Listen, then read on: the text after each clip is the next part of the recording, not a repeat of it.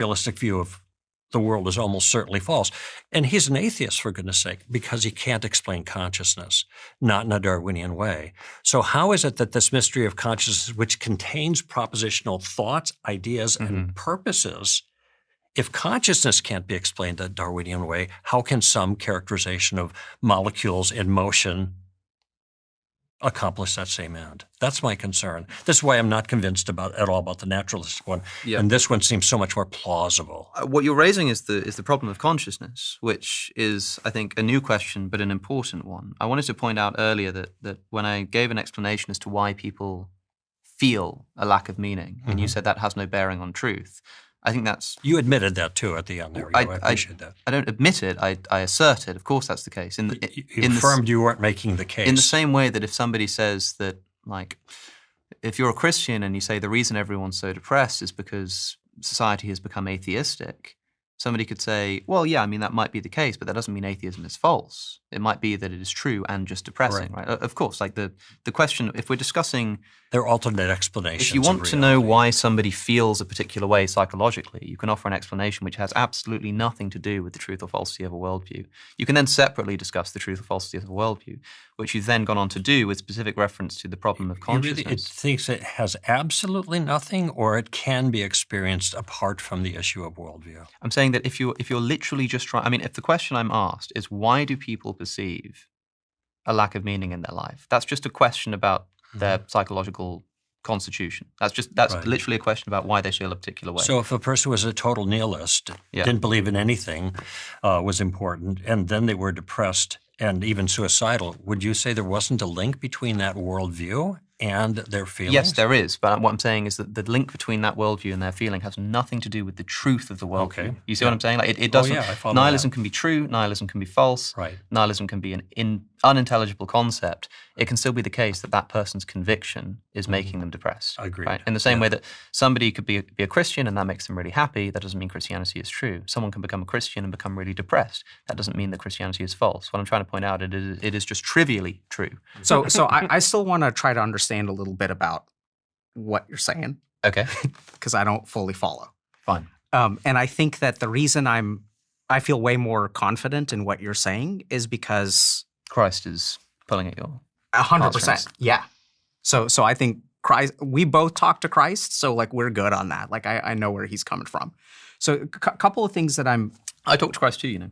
Awesome. Does he talk back? He does not talk back. Yeah, that's tricky. We can talk about how to get you there. One person said, just read the Gospels aloud. So I've done that a few times. So a couple of things that I'm curious about. Yes. One is, so I'm noticing that I'm trying to understand where, so I love the way you're sallying forth to grapple with this problem of purpose. You do a beautiful job of sort of talking about like, okay, what's the truth? And then there's this psychological perspective.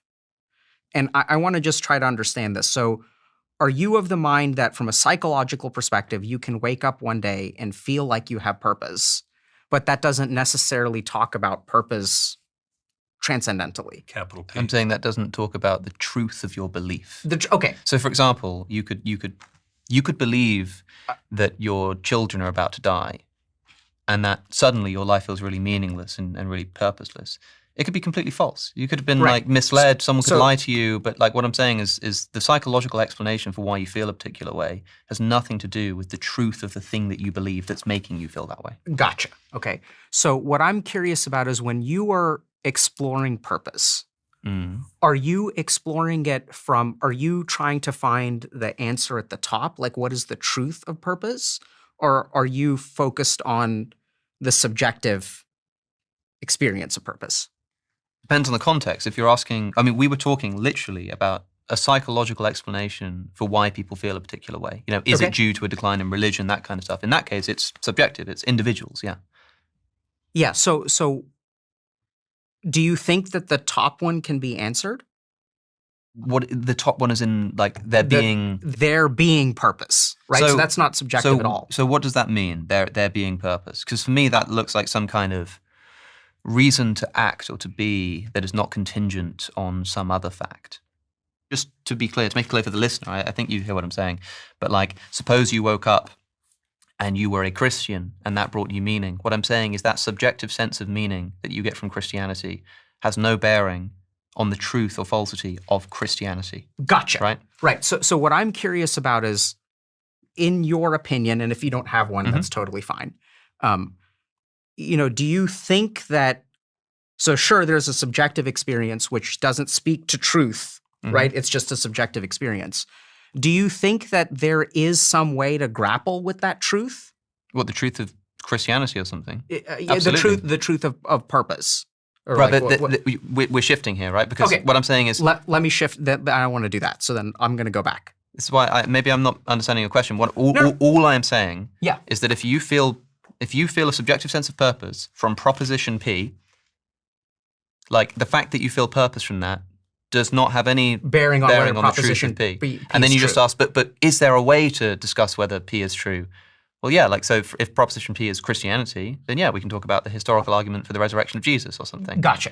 Okay. I'm not trying to reach into some mystical capital P purpose realm. Gotcha. So and I think that's so helpful. Thank you so much.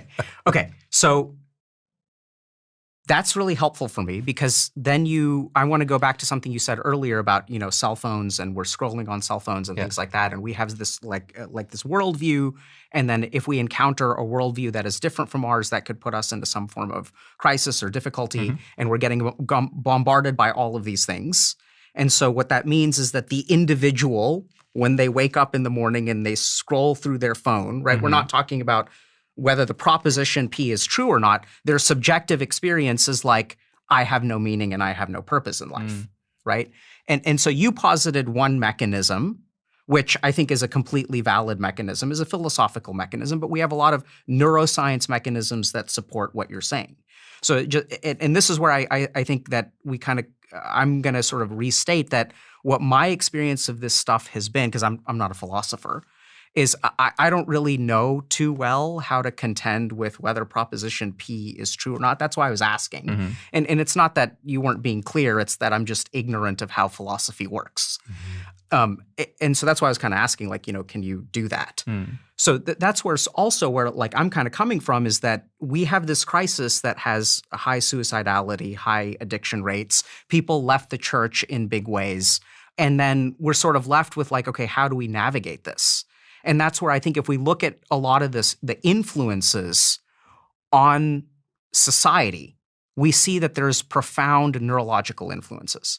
And what I sort of found is when I was working, especially with like patients with trauma, that there is a set of things that is happening in the world around them that induce certain changes to how they experience the world. So a really good example of this is, if you want to find your purpose in life, you should reduce your level of alexithymia. So alexithymia is the inability to tell what you're emotionally feeling. And if we look at the influence of things like cell phones, what they're doing is they're suppressing the parts of our brain that experience negative emotions. Sometimes they provoke negative emotions, sometimes they suppress negative emotions. And so if you start to be able to feel more, right? So this is literally shutting down the parts of our brain that give us an internal sense of what we feel. And so as you shut down your ability to detect what you are feeling on the inside, that correlates with your not having a detection of purpose on the inside. So I think that, this is, you asked the question, why is this happening? I think we're disabling, and I was working with people with trauma and sort of figured out a sequence of things that is based on the literature that involves things like reducing your alexithymia. Another big part is managing your ego. So I think this relationship with God thing is a really, really, really great example of like, if you ask, what is the mechanism of a relationship with God? So we as human beings tend to be like, I'm here. But then as you relate to other people around you, your sense of identity changes. And when you relate to something that is transcendent, I know that that's a scary word and I don't know exactly what that word means, but as you relate to something that is really big up here, that has noticeable effects on your default mode network, your sense of self. And as your default mode network no longer becomes hyperactive, the more hyperactive your default mode network is, the more likely I think you are to be like nihilistic, to have a pessimistic worldview. As we start to make those changes, then people start to feel a sense of purpose. They start to feel a sense of connection. And then the last kind of really interesting data, which we can go into, is psychedelics, which is really, really fascinating because this allows us to test subjective experience and the effect of subjective experience on a person. Is this an opportunity? Please. I'm just concerned that you might have overstated something, maybe reflecting back something you thought I was saying, and I was making the case about the genetic fallacy, and just because a person has a motivation to believe something doesn't necessarily mean that that thing is true or have a subjective experience. I think it goes a little further than that, though. If you went to the doctor and you weren't feeling well and the doctor gave you a pill, and then you went home and you took the pill, then you felt better, I think it would be appropriate for you to say, well, that pill, taking that pill, going to that doctor had something to do with my experience that I'm having right now. Oh, yeah. I think this is why I think it might have unintentionally been an overstatement on your part, because I think just like your friend, Stephen, who in Dubai all of a sudden became a Christian, everything changed, okay? Well, I guess you could say the change of life isn't maybe knock down, drag down proof that what he believes now is actually true, big P, big T. That like Jesus rose from the dead. It seems to be, pardon me? That like Jesus rose from the dead. It's got no bearing on whether that's true or not. Well, I'm speaking of a different thing right now. I'm thinking about the experience now with God that he's having. If he's having this changed life, this is evidential. This lends credibility to the belief system that he's now adopted because it created this particular significant change in his life. It may not be proof, and that word is really an loosey-goosey word, just how to pin down. But nevertheless, it still seems to be evidential. It speaks to the legitimacy and accuracy and truthfulness of the belief system that produced this changed life. That's what I'm saying. It's only evidence that belief in that thing makes someone feel more fulfilled. That's the only thing it's evidence of. Okay, so this is where we differ. I'm with him on this one. Okay, just because you're saying just because they believe it, this makes them better. It doesn't mean that the belief is actually sound. Greg, I've got a good way of coming at this then. So this is where we differ. That's right. If I had 5 friends and they all picked 5 different religions and they all felt the same thing that my friend did in Dubai, where they all felt better for it, is that evidential that all 5 religions are true? Well, see, I don't actually think it works that way. You can speculate and say and offer that illustration, but I don't think it actually works that way. I think that universally the experience of Christians is very, very quantifiable So in terms scenario, of transformed lives. And this is one of the reasons that these transformed lives lend credibility to the belief system itself. So in that scenario where one of my friends turns to Islam, one of my friends turns to Christianity, et cetera, the only experience that's evidential of truth is the Christians. Well, I think you have to look at every individual thing, all right? And here's my suspicion, and I haven't quantified this across the board, all right? Different people have different experiences by engaging different religious belief traditions, whatever. But insofar as anybody's life is significantly altered by that thing, this to me is evidence that something is going on here than merely the belief. If it's just the belief, you're back to Marx again and the opiate of the people. You know, that would be Karl, not Groucho, although it's not clear that anybody knows who those two people are anymore. It sounds as though, you know, if I lied to somebody in a cruel prank and I told them that, say they're really struggling with money, they're really, really suffering for it, and they have these psychological effects of feeling that life is meaningless, they want to kill themselves, whatever it is, because they just cannot keep living. And I tell them, good news, you've won the lottery, you've won £1 million, and suddenly the weight is lifted, the joy is brought. Of course, money isn't sufficient for bringing about meaning in life, but this person is.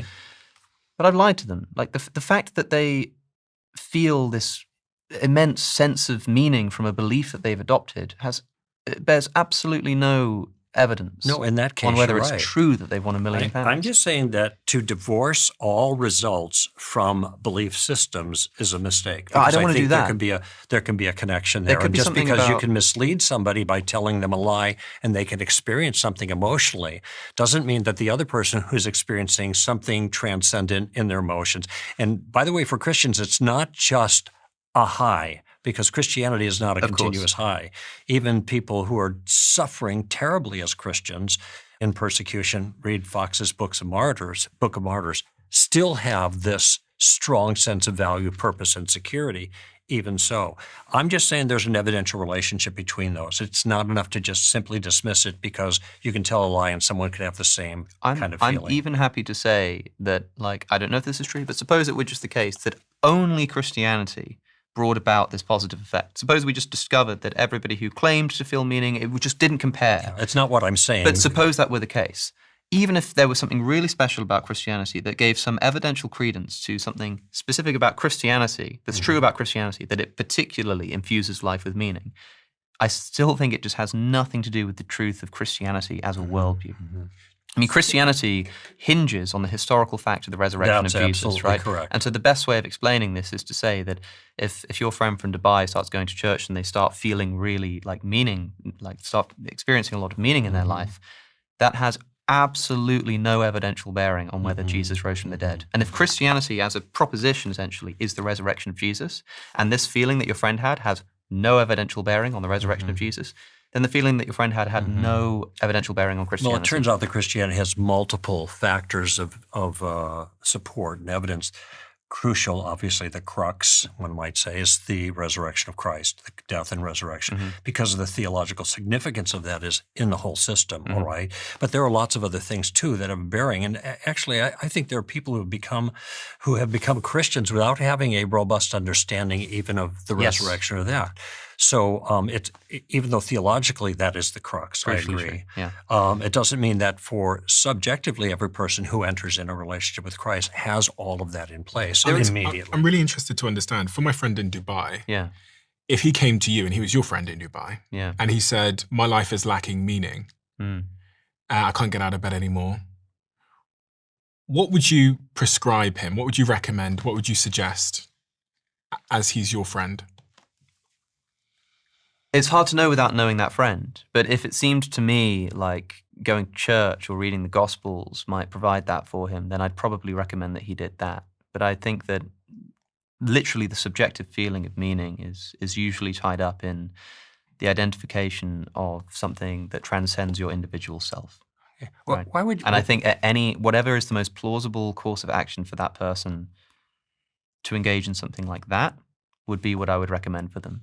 If maybe they're not particularly interested in religion, I'd recommend that they read some philosophy of mind and try to understand the nature of consciousness. And I might recommend, depending on who they are, that they take a psychedelic drug and try to experience something which cannot be put into words. Because a lot of the time when you experience something like an ego death, and you might realize that the individuated self is an illusion, and that these cliches that keep cropping up when someone does psychedelics. And I actually think that the problem of consciousness is absolutely crucial to this. I think the most plausible account of consciousness implies that consciousness is something which is sort of received by the biological organism rather than produced by it. Because I agree with you that you can't just put a bunch of molecules together and get consciousness. That doesn't make any sense whatsoever. But it's interesting that some of our best scientific evidence is suggesting the fact not that the brain produces consciousness, but that the brain inhibits and focuses and organizes consciousness. It does not produce it. Yeah, so I love your answer. So you were saying, depending on the person, you can do different things. You can read philosophy of So I'd mind. recommend them to do that, in other words, to look Psychedelics, at that, depending on who they are. Read the Gospels. So I think what's interesting is that when when Stephen gives the concrete example of like, if my friend comes to you who's had this religious awakening, or prior to religious awakening, what would you recommend to them? And I think what's really interesting is basically all of the answers that you said, I think, can map onto mechanism. And I just love to talk about that for a second. So the first thing is, you asked me at the beginning, am I religious? I think here's my understanding of, and we were talking a little bit about, people can have this subjective feeling of religion. What is the relationship to that thing being true? So here's what I've sort of observed. I don't know if y'all have ever been to like a really great cathedral. Oh, yeah. But like, if you go to a great cathedral, you don't have to be Christian to be awe-inspired by what you see. Sure. So when I look at the project of religion, which is a little bit different from spirituality, one of the things that I've observed is that religion is a series of structures to evoke a personal experience. So the whole point of reading the Gospels is, fingers crossed, and we'll get to how to optimize that, fingers crossed, if you read the Gospels enough, or you go to church enough, or you pray enough, if you keep on talking to Christ, one day he'll start talking back. But I think the really interesting thing is if you struggle with purpose, you can read the Gospels. If you go into religion, and I think what's changed now is that we have so much science to understand the mechanism through which religious practices evoke subjective experience. So I can go to church for my whole life, but until I have that relationship with God, that is a subjective experience that is evoked by the sort of structure of the religious practice. So that is absolutely one thing you can do. I think the cool thing is that the problem with reading the Gospels, as I can clearly see that you've done, and I see the striving for religion in you. Like you want to have that, right? Like you want to know, like, what are these people actually kind of talking about? I could be wrong there, but I see this beautiful striving